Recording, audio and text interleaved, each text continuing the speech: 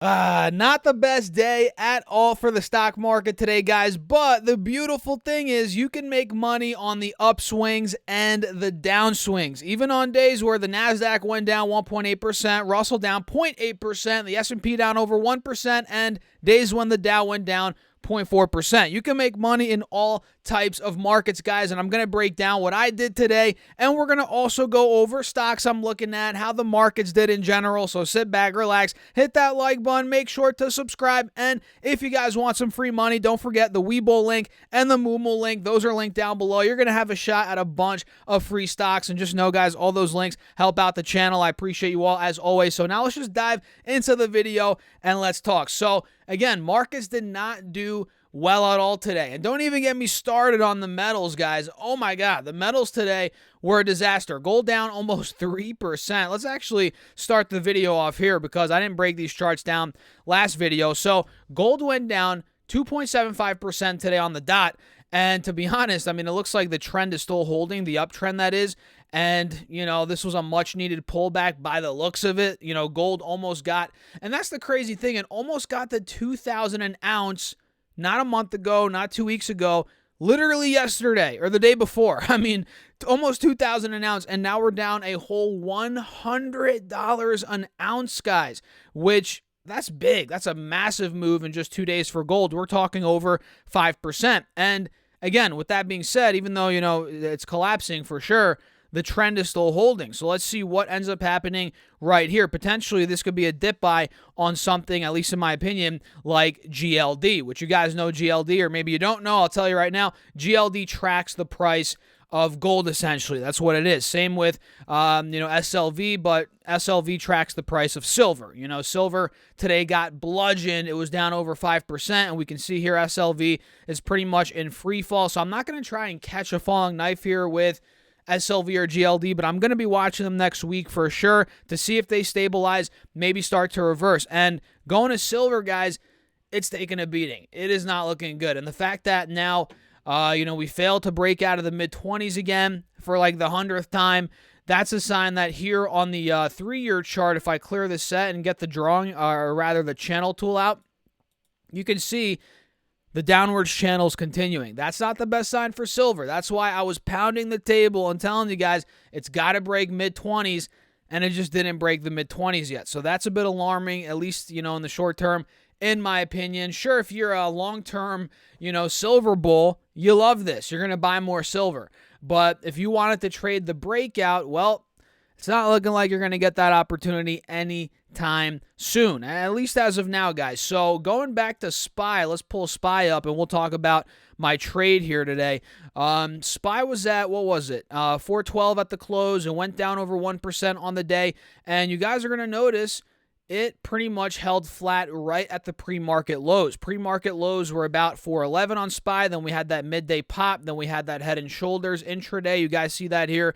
And then we ended up dumping all the way down. So we shot up, pretty much gave back that entire game, and now we're at 410. So this puts us at an interesting spot heading into next week. Are we going to end up taking out 410? I'm going to put my alert mark is at or below 410.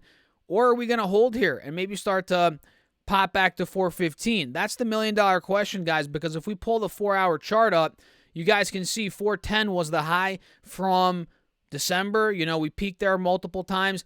That's a big support now. That's the truth. It's a big level of support now, and if we were to break under that point, I'm thinking we fill the gap right down to 400, maybe 402. And if I pull up triple Q, which you guys know, we'll talk about the trade now. I bought SQQQ earlier today. I actually mentioned that in my last video. I bought it at 38, or not 38. I keep saying 38. $33.83 is where I bought it. And I sold it at $34.75. We had a nice pop here.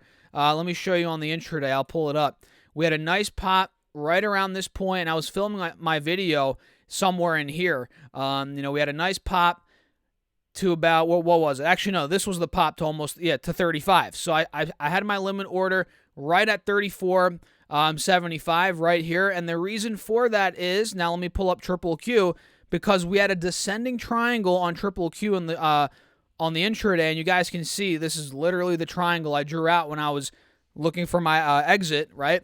So we had this descending triangle, and then once we had this leg down, which is right here, once we plowed right through that 305, 306, it was more like 306 level of support.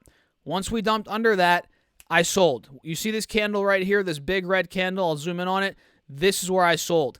SQQQ, that is. Because again, SQQQ is the inverse, or it's a 3x bear ETF, meaning if QQQ goes down like today, almost 2%, SQQQ is going to be going up 6% on that day, in that ballpark, right? So that's what I did. QQQ, again, was getting beaten down. We had that descending triangle playing out, and I was in before that. I was in SQQQ before that, but once that triangle played out, that's that's where I was like, I'm exiting now. This is it. I got my 2% roughly on the day, or on the trade rather, and that was that. Let me see. What was it? I think it was close. I think it might have been over 2% actually, from 33.83 to 34.75. Yeah, well over 2%. I had that wrong, guys. 2.7%. Almost 2.75% on the trade. So not bad at all. Play that out, nicely. And now I'm waiting for next week, because if we go back to QQQ and I pull the 4-hour up, we're noticing, well, there's a wide open gap down to 296. And you might be asking yourself, Stas, why didn't you hold over the weekend? Well, I was already up over 2%. There wasn't a need for me to take the added risk, right? The additional risk of holding over the weekend and hoping it, were to gap down more on Monday.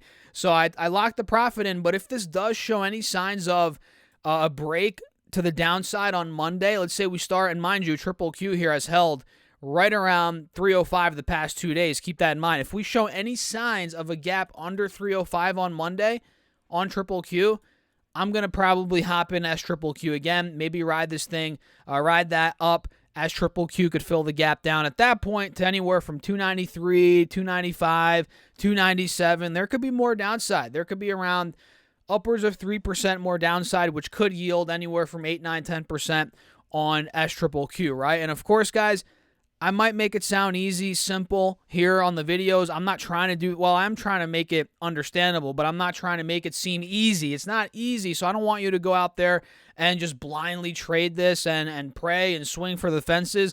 Don't go do that. Things like SQQQ, TQQQ, which is the the bull ETF, these are very difficult to time, to trade. You have to have proper risk management. You have to know what you're doing. A lot of YouTubers are like, oh, I'm buying SQQQ and I'm holding it for 5 years or some BS like that, or a couple months. And maybe I'm exaggerating with the 5 years. But some of these guys are like, I'm holding it for months. That's a good way to short the market. No, that's an awful way to do it, because like we've discussed before, this decays over time. And if you pull up the long-term chart on SQQQ, look at that. Is this something that you want to invest in over the long term?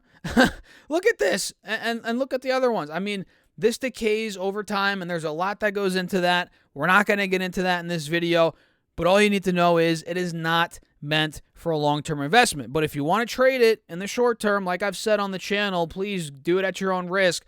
If you want to trade, you could hold it. You could get away with holding it a couple days, for sure. You could. I don't like usually doing that, but you could get away with that.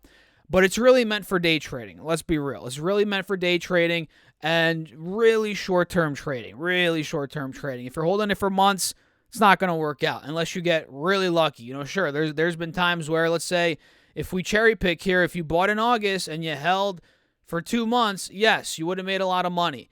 But that's not the case all the time. If we pull the 3-year up, you guys are going to see this thing. The proof's in the pudding. I mean, just look at it, guys. So what do you think? Let me know your thoughts in the comments down below, as always. And let's just run through quickly, guys, the watch list here. I mean, we broke down a bunch of stocks earlier. We talked about Amazon this morning, their earnings report. If you guys didn't see that video, go look at that. We go over the whole PDF or the slides, whatever you want to call them, from the earnings, right?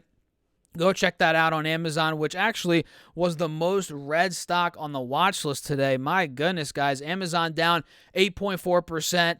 And like I said in my last video, I'm going to be watching it here in the low hundreds for a potential pop, bounce back play, maybe short-term rally. We'll see, though. Again, it's unknown. If QQQ does gap down at 295, like I said, I'm going to be waiting on that because Amazon most likely will come under $100 at that point. I'm speculating, but I think it will. Coinbase also went down 8.4%, which honestly, guys, I have not been keeping track of crypto. And I'm not going to lie, I like it. Well, it's not like I have money invested where it's like, oh, it's up one day, down the next. It's like pissing me off like that, which I try not to let my investments, piss me off. But let's be honest, we're all human sometimes. So I don't really have much, invested at all in crypto. But it's just, it's so scammy, it's so filled with a bunch of BS. I mean, you guys see all the videos on YouTube about crypto. It's like, I just don't want to I don't even want to look at it sometimes, at least in this phase. It's like out of sight, out of mind, right, with crypto. But last I checked, I pulled up the Coinbase app, I think it was 2 days ago. Bitcoin was in the mid-20s. And remember when I used to cover it a bunch on the channel? There was a period where I covered it for a little bit. It was, I think, a couple months, maybe 2-month period. We covered it every day. And maybe that's honestly, guys, that's probably why I got sick of it. Because obviously, clearly, I'm passionate about the stock market. I love talking stocks. I talk stocks every day. I've been doing this for 5 years. It's not the same with crypto. I'm not a big crypto guy. I've always said that. And I tried integrating it, but it did not end up working. So, yeah, Coinbase is starting to break out. It's trying to break out at least. And my dog is going ballistic downstairs. I don't know what she's doing down there. But, yeah, at this point, it's breaking out kind of, but it's so overbought. I'm not going to be messing with it here in the mid-70s. There's just absolutely no way. If it comes down to the 50s again, you guys might be thinking I'm nuts. But if it does, that's where I'd consider it, but not anytime soon. So it looks like Adobe ended up selling off a little bit.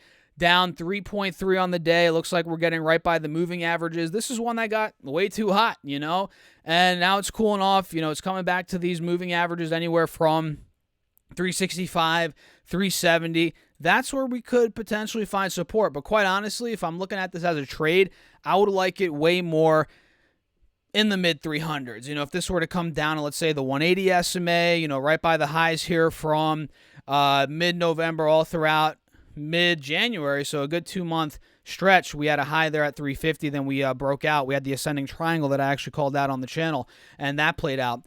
I'd like to see it come down to 350 again, hold that point, and maybe we can see another move from that point potentially. Of course, nothing's guaranteed. We don't know exactly what is going to happen. So yeah, it was an interesting day overall today. It was a lot of up. Well, not a lot of up, decent ups for JWN, some other names, but a lot of downs today, guys. A lot of downs. Nvidia's pretty overbought still here. It went down 3%. I'd like to see Nvidia come down anywhere from the 185, 195 range. That's where I'd think it'd be a better dip buy, if you want to call it that. I don't know, but here it's pretty overbought, and a lot of these stocks are just way overbought. Oh, and I forgot to mention, I also trimmed, like I said in my earlier video, I was going to potentially trim some Apple. I did do that. I forget exactly what price I trimmed it at, but I did trim a little bit of Apple here on this, massive run up, and I'm just putting in piling up some cash, in other words, right? So nothing crazy, but I did sell a little bit of that, and again, that SQQQ move that I mentioned, and I guess that's it, guys. A little shorter video today for Friday. This is my third video of the day, so I'm going to call it a day at about 14 minutes in. And, hope you guys have a great weekend. If you enjoyed the video, make sure to hit that like button. Of course, make sure to subscribe. And do not forget to get all your free stocks linked down below. Check out the Patreon as well if you guys want. And if you want 50, I'm saying the words wrong here, not 15. 50% off your first year of Seeking Alpha Premium. Link down below. All those links are affiliate links, guys. I appreciate you all as always. And with that being said, cheers. I'll catch you in the next one.